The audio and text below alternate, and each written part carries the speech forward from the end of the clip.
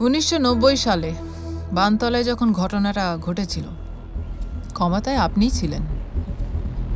কার জমি কার হবে, কার ভেড়ি কার হবে, সব আপনিই ঠিক করতেন। মানে পুরো মাফিয়া রাজ। 30শে মে 1990 সালে অমৃতা দেওয়ানের রেপ আর মার্ডার কেসটা নিশ্চয়ই ভুলে যাননি। মার্ডার মোটিভটা কি ছিল? মানি স্ক্যাম। আমি আর 90 সালে ফিরে যেতে চাই না। ভুলে গেছি, মনে রাখতে পারি না আজকাল।